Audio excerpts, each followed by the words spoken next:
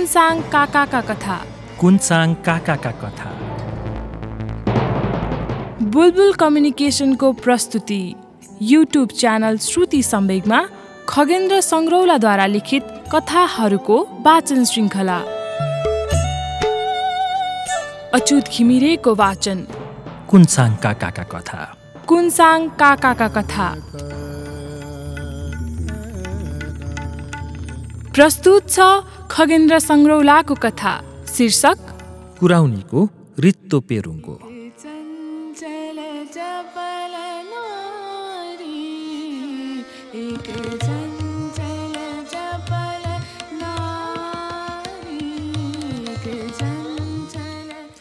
उसै त सल्लेरीको चिप्लो बाटो, उसमाथि नाक ठोक्किने उकालो।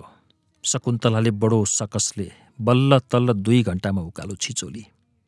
पिठ्यौमा खित्रिङ मित्रिङको पोको, पोकामाथि काखकी वर्षेकी छोरी, मनमा चिन्ता र सुर्ताको भवसागर। शकुन्तलाले मास्तिरको चौतारीतिर मुन्टो उठाउँदै अहिले तैबिसेक चयनको सुस्केर हाली। चौतारी आइपुग्यो। उसले पोको बिसाई। मजेत्राको फुर्कोले अनुहार र घाँटीका पसिना पुछपाछ गरी।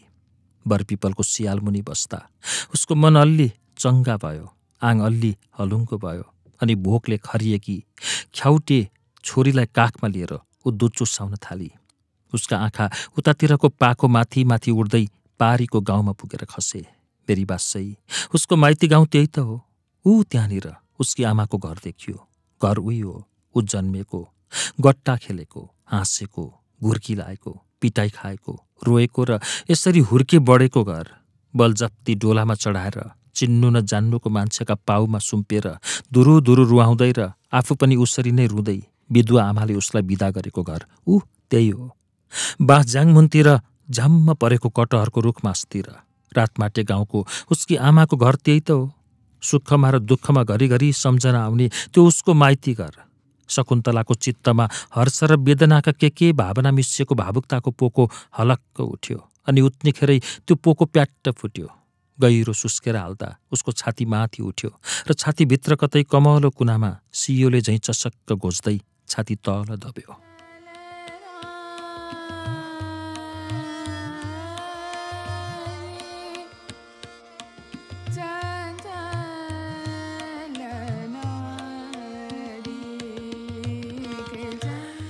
पिँढीमा टेक्नासाथ बुढी आमाले सोध्लिन्, छोरी ज्वाइँको खबर के छ? केही खुटपत्तो छ त तिनको? हँ छोरी, ती मान्छे इन्दिनसम्म जिउँदै त छन्। शकुन्तलाले हत्केलो मुखमा राखेर हृदयबाट उठेको निश्वासको मुस्लो दबाई। उसले आमालाई के भनेर जवाफ दिने? कुरा सुनेर बुढीमाउ रुन थालिन्। के भनेर उनको मन बुझाउने? अनि आफ्नो मन? शकुन्तला जसङ्ग भई राम राम। उसका अगाडि त कतै शून्यबाट खसेर पुलिस पो उभिरहेको छ। सरकारी वर्दी लाएको छ उसले। कुममाथि सत्य सेवा सुरक्षाको फुली भिरेको छ। उसको हातमा लिँडे डन्डी कसलाई कुटुँको तालमा हल्लिरहेको छ। समय ठिक छैन। यस भेगमा अचेल पुलिस देख्यो कि मान्छे त्यसै थरहरी हुन्छन्।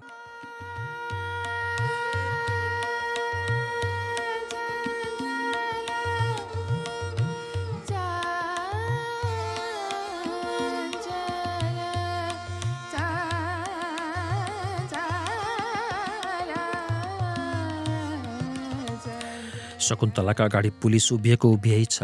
उभिएको त ऊ केही क्षणदेखि मात्र हो, तर शकुन्तलालाई लाग्यो ऊ त्यहाँ उभिएको एक जोग भइसक्यो।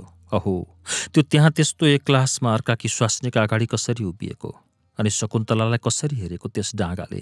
शकुन्तला आतंकित भई उसको सर्वाङ्ग काम्यो। उसका आँखा अगाडिको ऐठन लाग्दो संसार धमिलो घुर्मैलो हुँदै निष्पट्ट अँध्यारो भयो। छोरीको टाउकोमा मुख जोतेर उसले सन्तापको गहिरो सुस्केर हाली। कागे डाँडा कि हे भगवती माई, रक्षे गर। पोका के छ?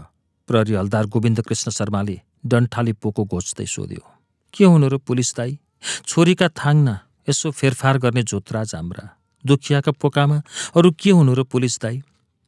बमसम त बोक्या छैन? हलदारले पोको उसरी नै घोच्दै हिंस्रक स्वरमा केरकार गर्यो। बारुद सारुद छ कि? फुकाएर देखा पोको। सूर्य भगवान साक्षी छन् पुलिस दाई, पोका त्यस्तो केही छैन। खोल पोको, अचेल माथिको आदेश यस्तै छ। शकुन्तलाले हात लम्काएर पोको तानेर 2 हातले पोको पेटमा अठ्याई। पोकामा पेरुङ्गो छ। पेरुङ्गामा 4 गाँस जति कुराउनी छ।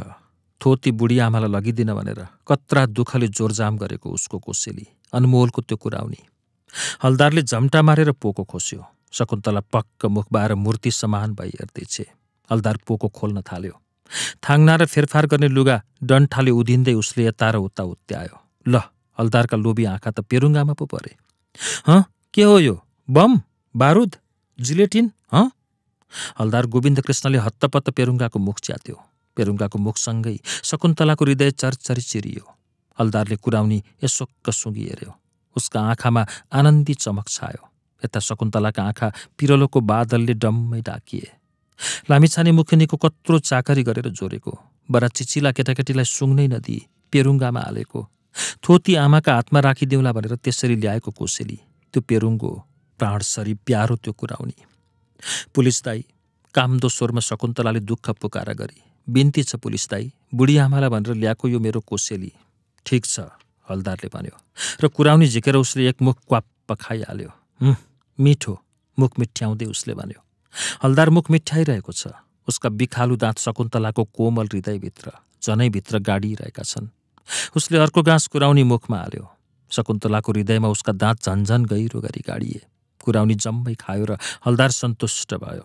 छिया छिया भएको शकुन्तलाको हृदयबाट रगतको बलिन्द्र धारो बग्यो।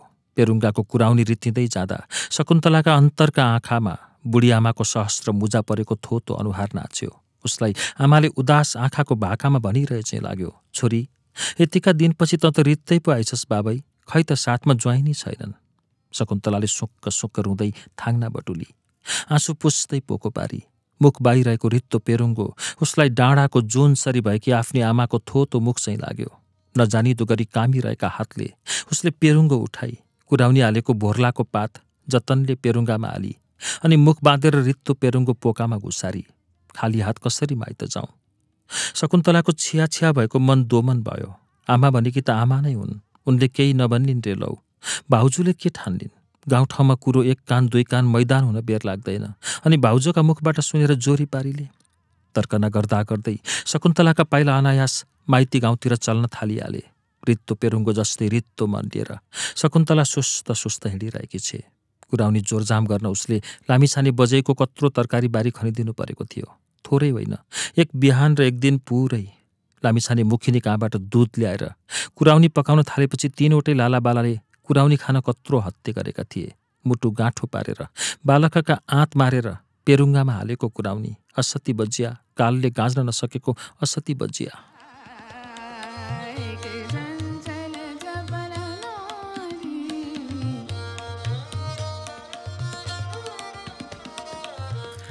शकुन्तलाको मन चारतिर छरपष्ट भएको थियो। दुईटी बालकहरूलाई छिमेकी कहाँ छोडेर आमालाई भेट्न हिँडेकी हो। बरा यतिखेर ती न्यास्रो मान्दै कति रोइरहेका होलान्।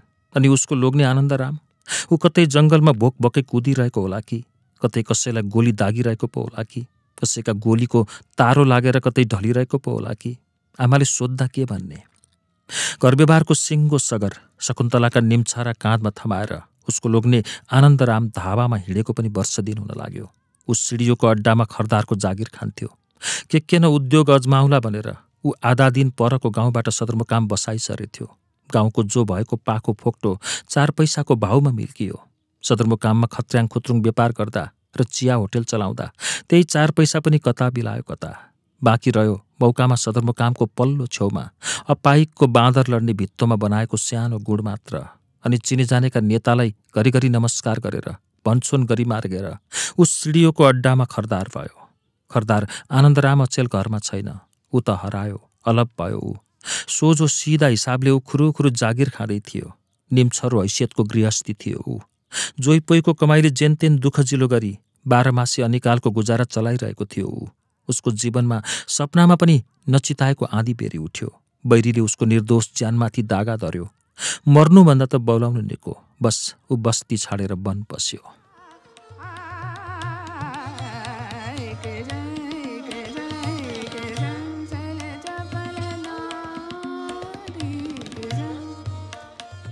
एक दिनको कुरा हो। आनन्दराम जागिरबाट बेलुका अबेर घर फर्क्यो। थकाइले लस्त भएको थियो उसको अनुहार। सधैँ जसो ऊ परेदेखि छोरीहरूलाई बोलाउँदै आउँथ्यो। आइपुगेर पोथीले न्याना पखेटाले चल्लालाई छोपे झैँ छोरीहरूलाई काखमा लिन्थ्यो, मुहाई खान्थ्यो, मायाले कति मजाले खेलाउँथ्यो, रोए नरोएको, खाए नखाएको सोध्थ्यो। आज ऊ त्यसै गुत्त फुलेर आयो, अर्कै मान्छे भएर पो आयो आज ऊ। अहिले शकुन्तला भारी पाइला चाल्दै रित्तो पेरुङ्गो जस्तो रित्तो मनमा कुरा खेलाउँदैछ। हो त नि, अर्कै मान्छे भएर आएको थियो उसको लोग्ने त्यो दिन। किन हजुरलाई सन्चो भएन कि? शकुन्तलाले हातमा चियाको गिलास बोकेर उसलाई सोधी थिए। शकुन्तला, कतै नलुके मलाई मार्ने भए। विचलित र उदास स्वरमा उसले स्वास्नीलाई सातो जाने कुरा सुनाएको थियो। शकुन्तला झसङ्ग हुँदै छाँगाबाट खसेकी थिए। आम्मै नि, के भनेका होलान् सानीका बाले, त्यस्तो अलक्षिणी कुरा। तर आनन्दरामले भयभरको कुरा भनेको थियो। पछि छोरीहरू सुतेपछि उसले साउतीको स्वरमा स्वास्नीलाई कुराको बेली विस्तार लगायो। 7 दिन अघि सदरमुकामको कृषि विकास बैंक लुटिएको थियो। लुट्नेहरूले नगद र सुन कुम्लाएका थिए। भयभरका तमसुक जलाएर खरानी बनाएका थिए। त्यसको पर्सिपल्ट सिडियो लालबहादुर जैसीले आनन्दरामलाई डाकी पठायो। साटसुट्ट हिसाब मिलाएर चाटचुट्ट पार्ने कतैको केही शिकार आइलाग्यो होला। आनन्दरामले सहज रूपले लक्काट्यो। त्यस्तो पर्दा उसलाई ऊ यसरी नै बोलाइ पठाउँथ्यो र बडो मिजासिलो मुद्रामा मुलायम स्वरमा उसलाई टाकटुक्क श्रेष्ठता मिलाउन हराउँथ्यो।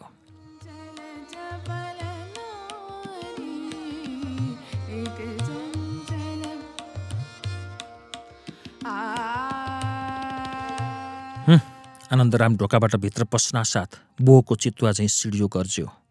खर्साप, ज्यामिरे गाउँको कृष्णराज कडरिया तपाईँको को हो? सर, ऊ मेरो ससुराली गाउँको मान्छे हो। मान्छे? नाता के पर्छ भन्या मैले? सर, टाढाको जेठान पर्छ। ए, घुम्ने मेचमा फनक्क घुम्दै नाकका पोराबाट हुङ्कारको आगो ओकल्दै सिडियोले भन्यो। भन्नुहोस्, ब्याङ्क लुट्ने डाँकाको नाइके त्यही तपाईँको जेठान हो होइन त? आनन्दराम स्तब्ध भयो। मलाई थाहा छैन सर। तपाईँलाई थाहा छैन? मलाई थाहा छ। तपाईँको घरबाट ढुङ्गा हाने पुग्ने ठाउँमा ब्याङ्क छ। ब्याङ्कमा डाका लाग्यो। सरकारको नुन खाएको मान्छे तपाईँ। तत्काल थानामा खबर गर्नु पर्दैन थियो तपाईँले? मलाई केही थाहा पत्तो भएन सर।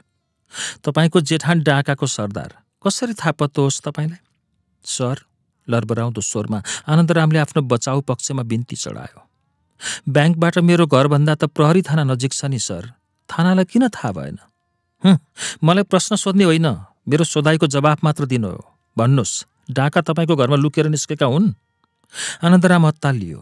उसले टेकेर उभिएको धरतीमा कम्प छुट्यो र मानौ चारैतिरबाट आगाका लप्काले उसलाई घेर्दै लपेट्दै ल्याए। ऊ निस्सासिँदै हेर्छ, भाग्ने बाटो कतै देख्दैन। मानौ अब छिनभरमै आगो उसको जिउमा सल्किनेछ र ऊ डढेर भस्म खरानी हुनेछ।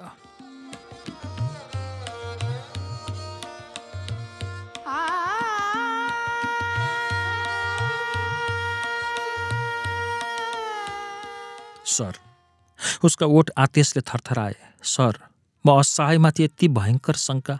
उसका आँखा अगाडि काला काला भुमरीका चक्का फनफनी घुमे। सुराकीले तपाईँको नाउँ पोल्या छ। सरकारको सिन्दुर पहिरेर सरकारकै भण्डार लुट्ने साला। सर मलाई अहिले जानुहोस्, जो गरे अराएको कुरा लेखेर मलाई सुटुक्क बुझाउनुहोस्। आनन्दरामले देख्यो सिडियोका आँखामा भोको चितुवाले मुख बाएको छ। चितुवा झम्टेर उसको सास निभाउन तम तयार छ। आनन्दराम थोरै निहुरेर अदबसाथ पछिल्तिर फर्क्यो र छिटछिटो बाहिर निस्क्यो। भोलिपल्ट अड्डा जान बाटो लाग्दा आनन्दरामका खुट्टा धर्मराए। उसलाई जाउँ कि नजाउँ भयो। जाउँ, चितुवाले ठाडै झम्टेर सास निभाइदेला भन्ने डर। नजाउँ, उल्टै शङ्कामाथि उपशङ्का थपिएला भन्ने डर। मन दोमन हुँदाहुँदै ऊ अड्डामा पुग्यो।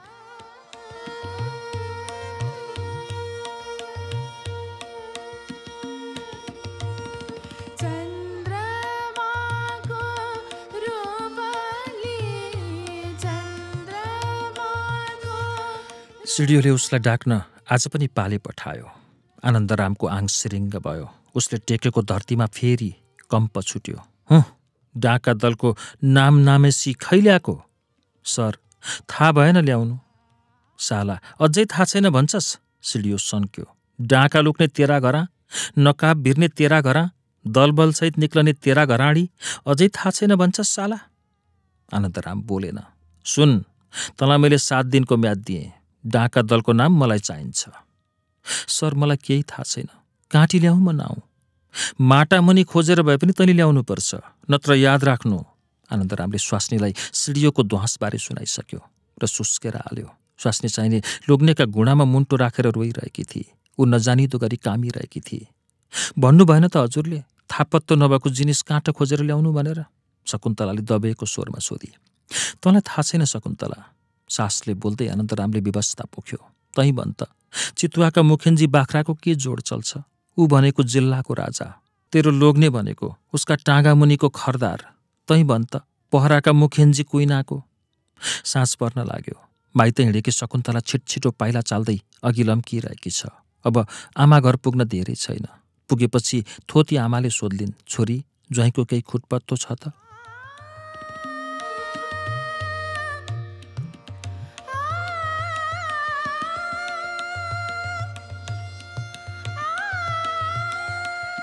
आमाको सोधाइ सम्झेर ल्याउँदा उसलाई फेरि लोग्नेको झझल्को आयो।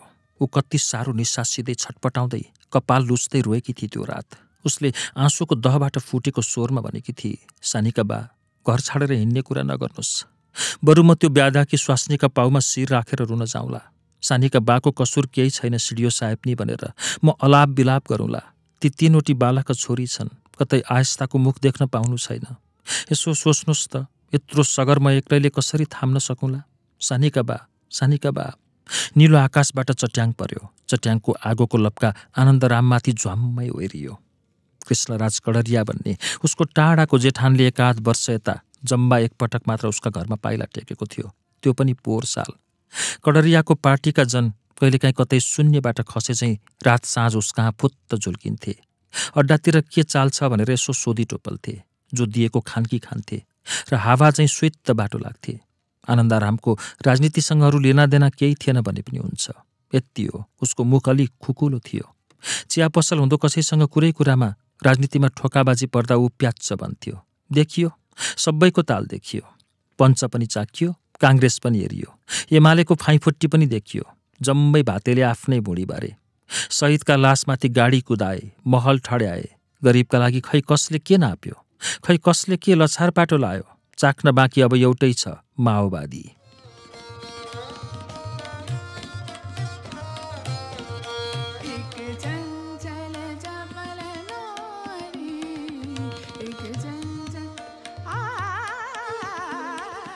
आनन्दरामले सशङ्कित आँखा फारेर चारैतिर हेऱ्यो र देख्यो चारै दिशाबाट मान्छे खान पल्केका भोका चितुवाले आफूलाई गाँजिरहेछन्। कुन बेला हो थाहा छैन। अब तिनले झम्टिन मात्र बाँकी छ। बुरुक्क उफ्रेर झम्टिँदै उसका चोक्टा लाम्टा लुच्न मात्र बाँकी छ। निश्वास लाग्दो कोठामा थुनिएपछि मान्छेले के गर्छ? बाहिर निस्कने जुक्ति गर्छ। सहज जुक्ति फेला नपरी भित्तामा टाउको ठोक्छ। आखिर बाँच्नुभन्दा प्यारो जिनिस मान्छेका लागि अरू के नै पो छ र? टाउको ठोकेरै भए पनि भित्तो भत्काएर ज्यान जोगाउन उसले यत्न गर्छ। भयङ्कर सपनामा चाहिँ आनन्दराम चितुवाको खोरमा थुनियो र अब खोर भत्काएर ज्यान जोगाउन भित्तामा टाउको ठोक्नु बाहेक अर्को उपाय केही रहेन र ऊ कड़रिया जेठानको पार्टीका पाइला पछ्याउँदै वनतिर लाग्यो।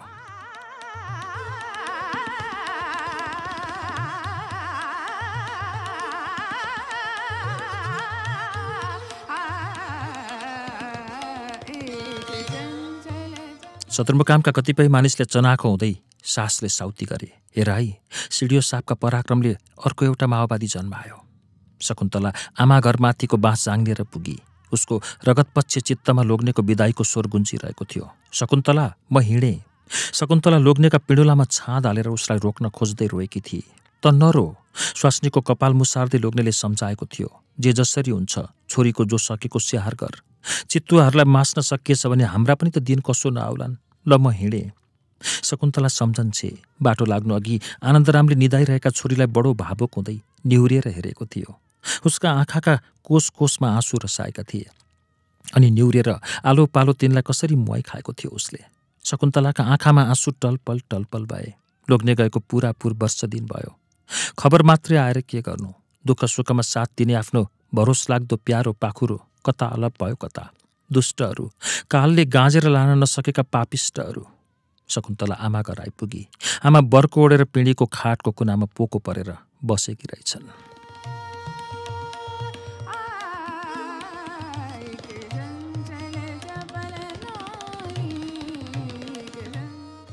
ए सकुन आइस? छोरीले जुम्ला हात गरेका हात भुइँदेखि उठाउँदै जिउ गरेपछि आमाले शुष्क स्वरमा सोधिन्। शकुन्तलाले केही नभनेपछि उनीले फेरि भनिन्, त आइसस् नानी, जाति भो त आइसस्। कति साह्रो न्यास्रो लागिरहेको थियो मलाई। छेउमा बसेर शकुन्तलाले आमाका सहस्र चौरी परेका हाडे हात मुसारी। उसले देखी आमा त हुनुसम्म गली छन्। चल्ली कति साह्रो उठेका, अनुहारभरि कति धेरै मुजा। शकुन्तलाको छातीबाट वेदनाको मुस्लो उठ्यो। उसका हात सुस्तरी काम्दै पोकोतिर लम्के। उसले पोको फुकाएर पेरुङको झिकी। आमाका आशालु आँखा छोरीका हातको चालमा स्थिर हुन पुगे। शकुन्तलाका नजानिदो गरी कामिरहेका हातको पेरुङको सुस्तरी आमातिर सर्दै गयो। आमाले प्रेमले आशाले पेरुङको समातिन्। आमाको थोतो मुख चाहिँ विरक्त लाग्दो पेरुङको गरिरहेको थियो। आमाले रित्ता उदास आँखाले रित्तो पेरुङको हेरिन्। हेरेको हेरै भइन्। छातीमा फुटेको भक्कानो थाम्न नसकी शकुन्तलाले आमालाई अँगालो मारी। छोरीका आँखामा आँसु टनाटन भरिए। आमाका आँखामा आँसु टनाटन भरिए र कुराउनीको रित्तो पेरुङ्गोमा आमा छोरीका आँसुका थोपा एकसाथ खसे। तप तप तप तप।